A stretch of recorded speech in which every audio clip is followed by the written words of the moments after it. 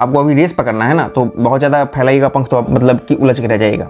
UP से आ रहे हैं, राजस्थान से आ रहे हैं, हरियाणा से आ रहे हैं, झारखंड से आ रहे हैं, जितने भी हिंदी बेल्ट के हैं मैक्सिमम लोग यहाँ पे आ रहे हैं, ठीक है। गलती से उसमें आपका पॉजिटिव आ गया तो फिर आपके लिए मुश्किल होगा, तो फिर आप एग्जामिनेशन देने से वंचित हो जाइएगा। बिहार दरोगा 2213 पीटी एग्जामिनेशन के लिए ऑफिशियली बिगुल बज चुका है। इसके एडमिट कार्ड जारी होने का डेट आउट हो चुका है। साथ ही कुछ महत्वपूर्ण दिशा निर्देश भी जारी हुए हैं जो इस बार बिल्कुल नए हैं, छात्रों को पालन करना है, तो उस पर हम लोग बात करेंगे। साथ ही साथ अब जो आपके पास 20 से 22 दिन का समय बच गया है, इसमें बुक तो भूल जाइए, आपको सेगमेंटेड टॉपिक पढ़ना होगा। तो टॉपिक क्या होंगे और किस तरह आपको पढ़ने होंगे वो भी बात होगी। अब तो बिल्कुल समझ लीजिए कि करना है या मरना है या फिर अपने करियर को बचाना है, भाई भी एक्सक्यूज नहीं चलने वाला है।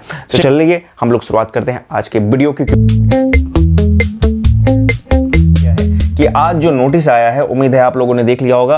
बीपीएसएससी के ऑफिशियल साइट पे जाइए और वहां से एक नोटिस डाउनलोड कीजिए। दो नोटिस होगा, पहला होगा आपको इसके एडमिट कार्ड के बारे में। एडमिट कार्ड कब आ रहे हैं तो 10 दिसंबर 2021 को 11 AM ऑनवर्ड्स, यानी कि दिन के 11 बजे के बाद आप एबल होंगे इसके एडमिट कार्ड को डाउनलोड करने के लिए। और आपको पता है कि इसके एडमिट कार्ड जब आप डाउनलोड कीजिएगा तो इसमें दो चीजें होंगी, किसी का फर्स्ट शिफ्ट में होगा, किसी का सेकंड शिफ्ट में होगा, ठीक है ना।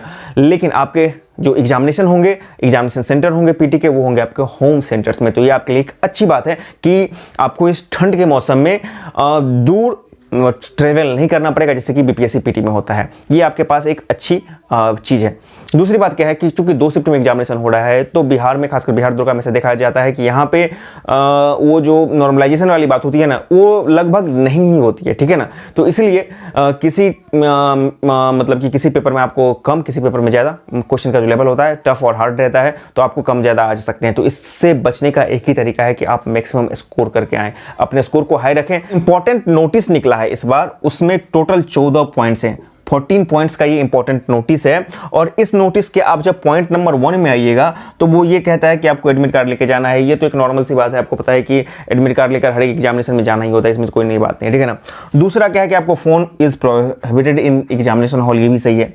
तीसरा बहुत ही महत्वपूर्ण चीज इस बार जोड़ा गया है कि कोविड वैक्सीनेशन सर्टिफिकेट आपको लेकर जाने हैं एग्जामिनेशन हॉल में। जी हाँ, आइदर आपने एक डोज लिया है या फिर आपने दोनों डोज लिया है, तो उसके सर्टिफिकेट चाहिए। आप कोविन ऐप से डाउनलोड कीजिए, उसका PDF निकालिए और अपने साथ रख लीजिए। जैसे आप एडमिट कार्ड ले जाते हैं साथ में, उसको भी अपने साथ अटैच करके ले जाना होगा आपको एग्जामिनेशन हॉल में, तभी आपकी जान बचेगी। नहीं तो इसका एक और उपाय भी है।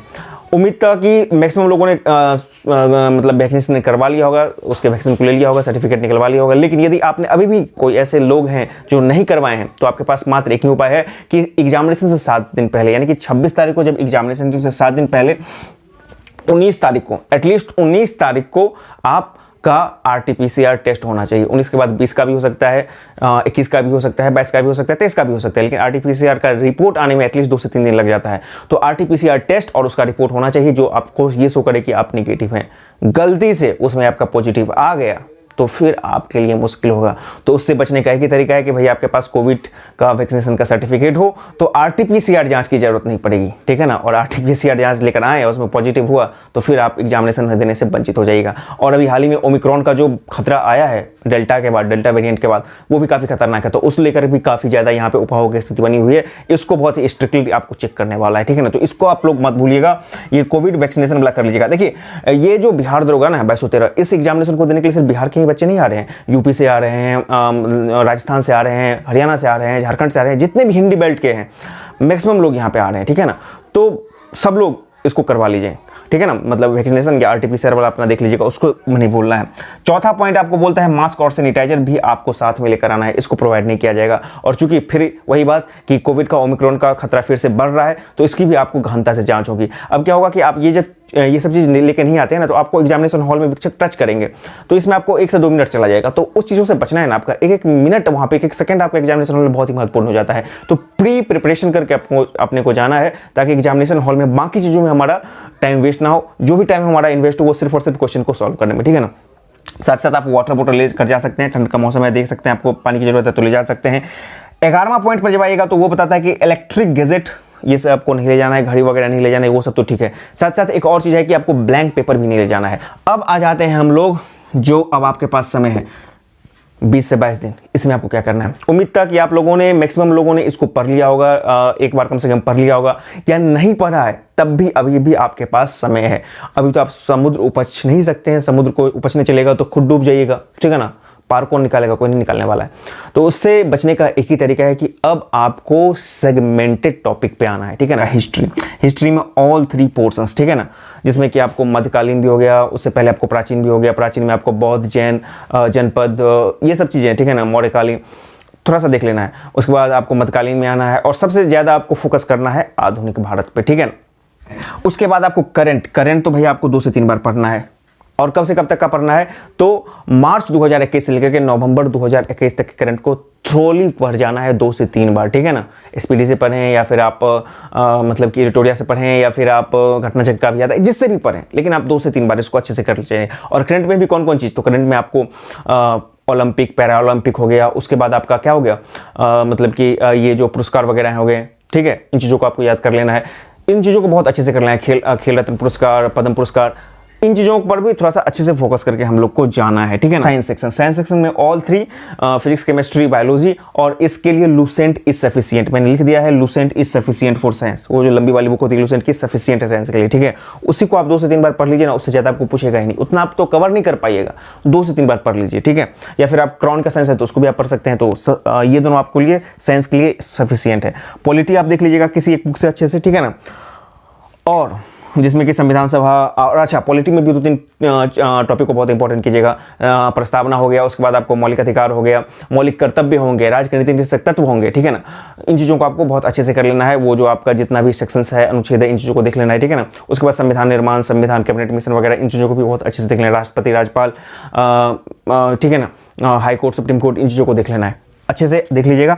इतना ही देख लीजिएगा ना, मतलब ये तो पॉलिटी में भी इतना चीज़ देख लीजिए तो काफ़ी है। उसके बाद ज्योग्राफी में भी आपको इंडियन और वर्ल्ड ज्योग्राफी, इसके लिए भी आपको लूसेंट सफिशिएंट है, ठीक है। क्योंकि अभी आपको बहुत ज़्यादा तो भागना नहीं है, तो इसीलिए आपको बस अपने आप को सिकोड़िए, अपने आप को मतलब कि कंस्ट्राइज कीजिए कि हमको कहाँ पढ़ना है, ठीक है ना, कहाँ पढ़ना है, कितना पढ़ना है, और कितना पढ़ करके सीधे आगे बढ़ जाए, ठीक है ना।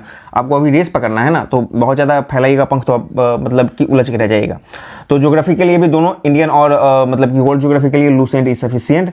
और फिर एक मिसलेनियस आता है जिसको हम लोग विविध बोलते हैं, इधर वो लूसेंट की बात कर लीजिए या फिर क्रॉन की बात कर लीजिए, जो अप टू डेट वर्जन है उसका विविध अच्छे से देख लेना है एक बार, ठीक है ना। वहां से भी 2 से 3 क्वेश्चन फंसने की संभावना आपके बने रहेंगे। अंत में एक और बन जाता है आपको इकोनॉमिक्स सेक्शन, इकोनॉमिक्स भी देख लीजिएगा एक बार, ठीक है ना। जहां से भी आपको देखना है देख लीजिएगा, और 2 से 4 मॉक टेस्ट आप बना लीजिएगा 2 दिन पर 4 दिन पर, ठीक है ना। अभी 20 से 22 दिन है, तो 2 दिन 4 दिन पर आप एक मॉक टेस्ट बनाते रहिएगा कोई भी अच्छे से बुक का, पब्लिकेशन का, और अपने आप को मतलब कि एवोल्यूट करते रहिएगा, ठीक है। इतना काम आपको कर लेना है, और इन सारे टॉपिक्स को फिर 2 से 3 बार आपको रिवाइज कर लेना है, ठीक है ना।